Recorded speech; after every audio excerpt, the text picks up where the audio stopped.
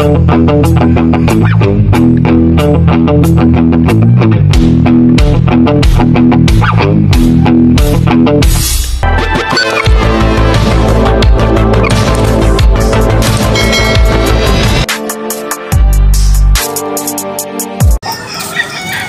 ganda. Daming manok. Sana all madaming manok. Ganda. Good day guys. Nandito tayo ngayon sa farm ni Boss Jarvis Game Farm. So bali ito yung check natin ngayon. Ayan, bali ito pupuli restored natin kasi gawa ng ano na. Matagal nang na-stock, bali 4 years na rin. So pinaayos ni boss. So ang laki ng manukan nila dito. Ayan, dito yan sa Binangonan, Rizal. So meron silang hatchery dito. Yung pinaka-hatcher, yung hatcher ng mga eggs. So bali ito rin, papa-repair din, no? Ayaw na mag-automatic. Tapos shout out tayo kay AC. Ano, kay AC Incubator. Gandang klase. So ito lang yung ayusin natin. Saka itong red. So malaman natin mamaya kung ipapadala tong unit or kung ano yung mapag-usapan. So guys, update ko na lang kayo. Oh! Mahirap i-breed yan, mamanahin yan. Kaya nga, iiwan ko sa kanya eh. Quality guys, oh. Pero ang palo, galing. Oh. Galing. Yan yung mga mga tapos ng bitaw. Naas. Spotted. Oh, yung yogurt niya. Yogurt Gray. Andyan yung full part niya.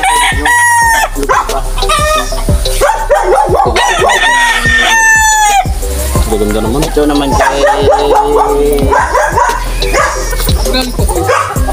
Gaganda ng mga manok nila, guys. Kasi bali malapit na sila mag-breed kaya kailangan maayos natin yung incubator.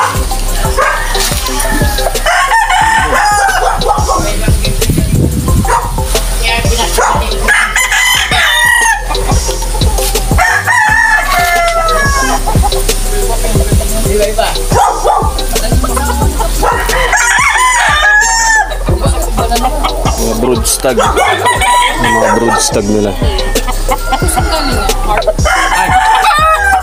Oh, Mel Sims Block. Kaya Lopez yan. Ang ano, kay Banahaw yata yun dun eh. Oo. Yung set na... Grabe guys. Malulula kayo sa manok.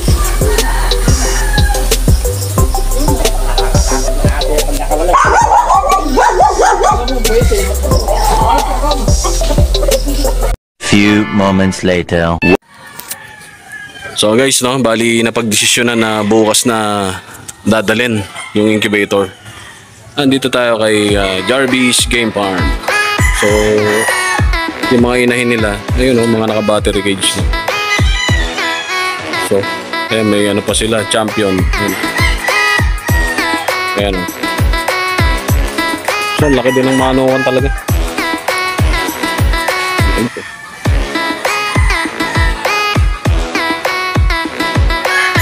So hanggang dito na lang guys, no? Balitaan ko kayo pagka yung gagawin na natin yung incubator nila. Salamat guys, have a good day.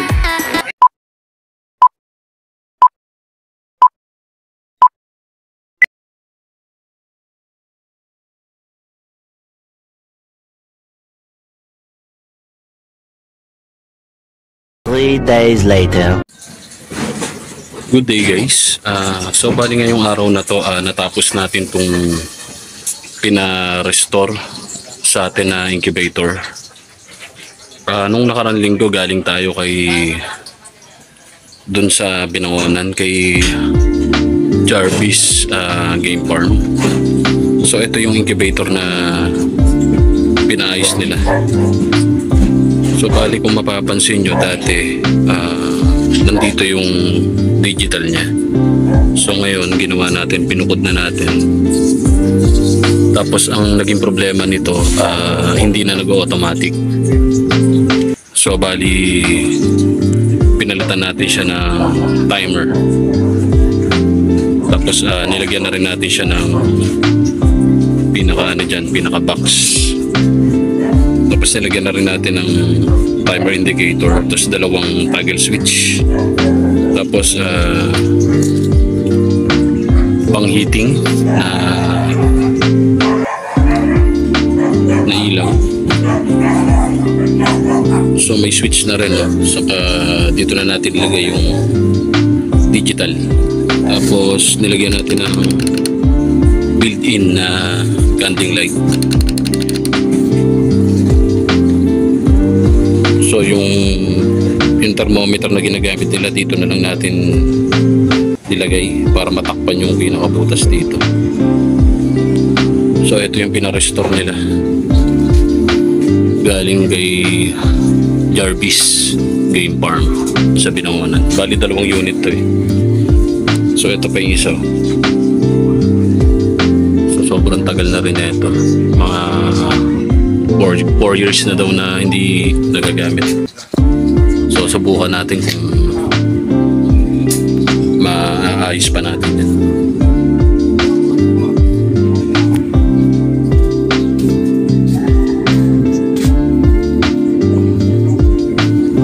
So bali ito, calibration na lang ang kulang nito. So paanda rin natin. Power on. Tapos ito yung ginamit natin para sa viewing light. Pagka na-on mo yan, sisindi yung ilaw sa loob yan, pinaka viewing light nya. Tapos ito para sa manual turning. Tapos ito yung on ng manual turning sa ibabaw. Tapos pag sinagad mo sa baba yan, automatic na yan, mag-automatic siya. So yung loob na ito, pakita ko sa inyo. Ayan yung loob. So bali nilinis na rin natin to, no? Nilinis na yan. Disinfect natin. Tapos yung tray, nilinisan din natin yan, brush natin yan. So bali pagka nakakalibrate to, sasalangan na lang din nila to. Kasi naghahabol sila ng ngayon, mga early bird. So calibrate lang natin, tapos siguro mga susunod na mga araw pwede na nila pick upin to. So yun yung pinakaloob na yan. So hanggang dito na lang muna. Update ko kayo dito kasi ito naman yung ayusin natin.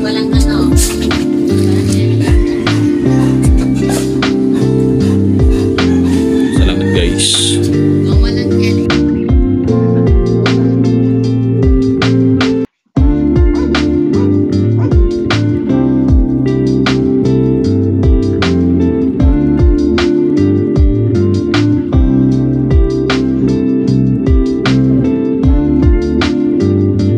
The next day. Good day guys. Eto na, no, binabaklas na natin tong kasama nito. Bali 2 unit yan eh. Ito yung isa. So ito yung yung 4 na taon nang naka-stock, hindi na nila nagamit. So binaklas na natin, no. Ayan, no. Kana natin to. Restore natin. Ito fully wiring talaga kasi ayun, inaanay na yung pinaka-box niya. So tignan natin kung ano yung pwedeng gawin dito. So ito yung pinaka-setter niya, no. Tapos ayun, lilinisan natin. Ikalawang na, Tapos talagang tagal na, bukbok na yung pinaka-aluminum niya. Subiyak na din. So ito yung harapan niya.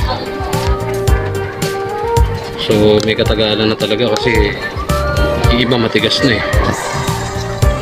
So ito yung loob niya, guys. Binabaklas ko na. Grabe dumi. Saka may anay na yung pinakakaha niya.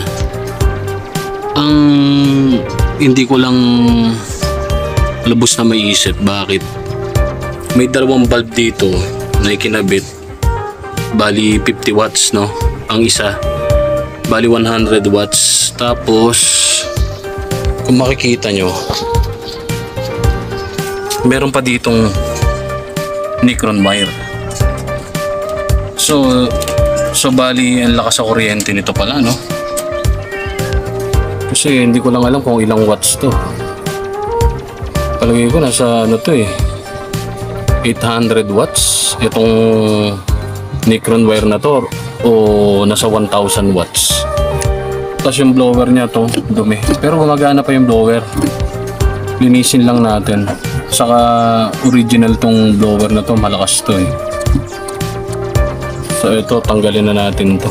Itong mga to. Iniikot lang naman yan Ayan Oh, grabe no. Sobrang dumi.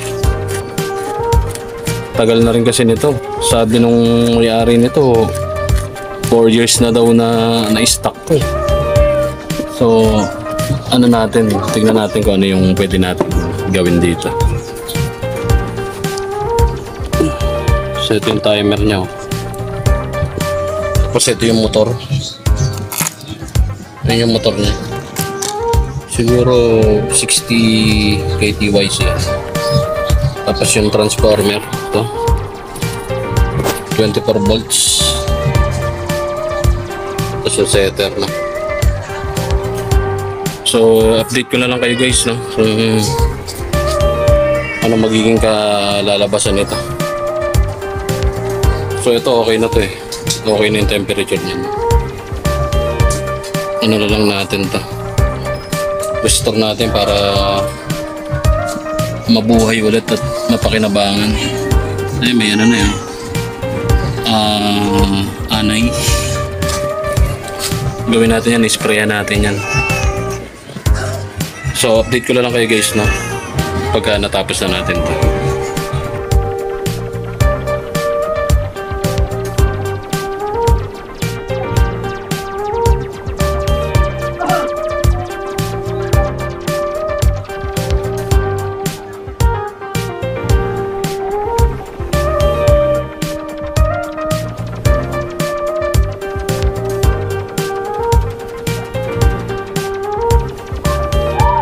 A little longer than a few minutes later.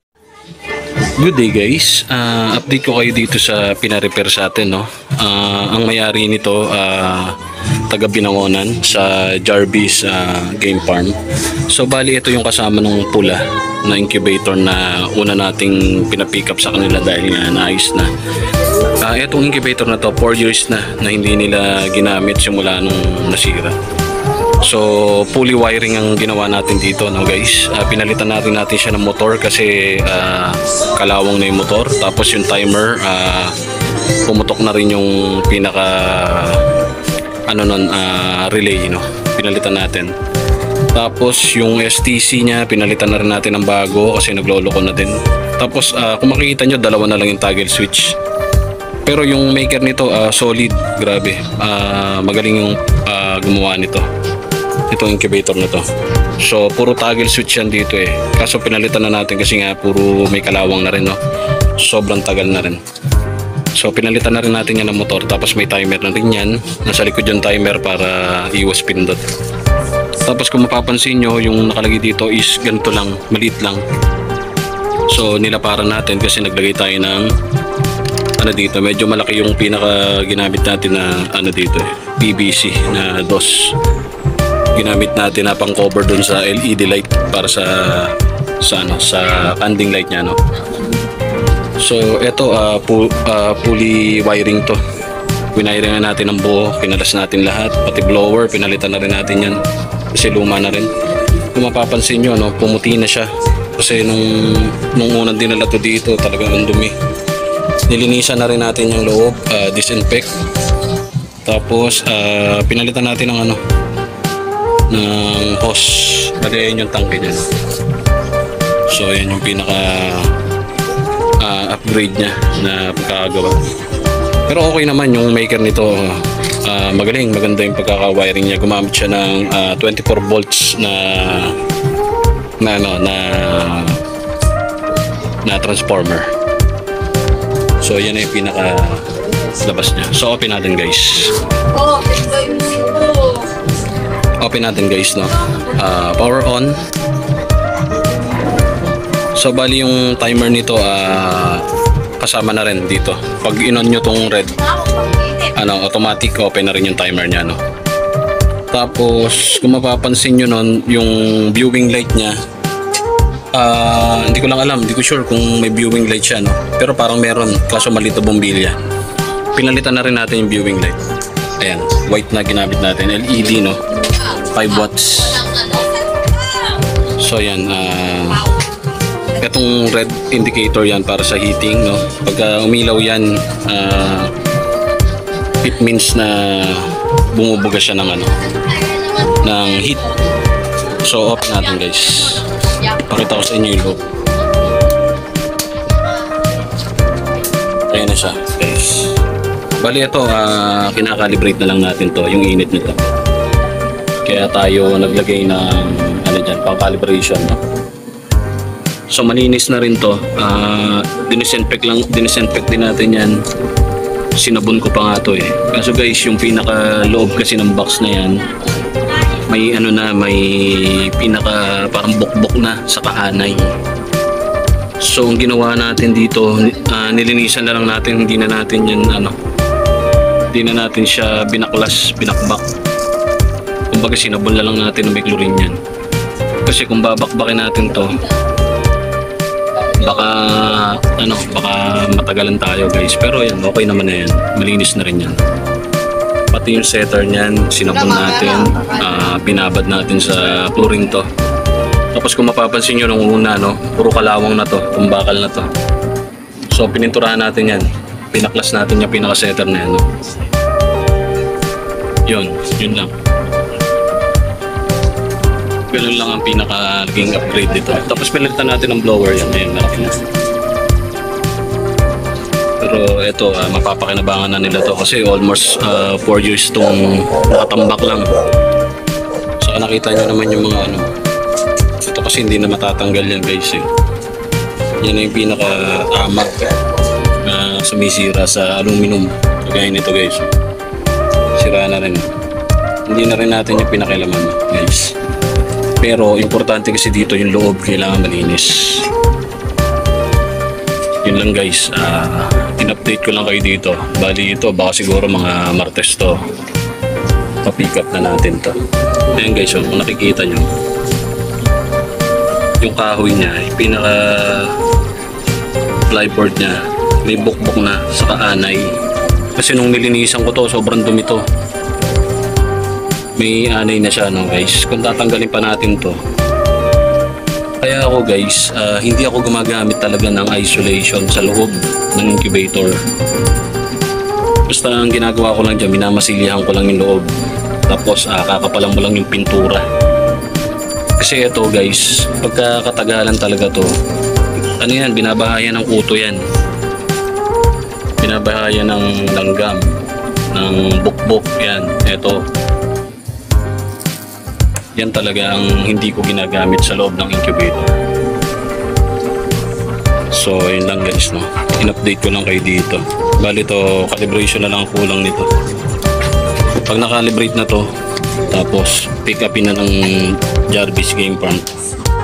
Kasi yung kulay red na pick up na nila guys. So bali ito pala yung built-in na candling light. Malakas siya kasi LED. Kitang kita yan. So yun lang guys, no. In-update ko lang kayo dito sa pina-repair sa akin.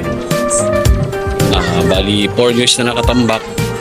Ngayon nabuhay natin guys.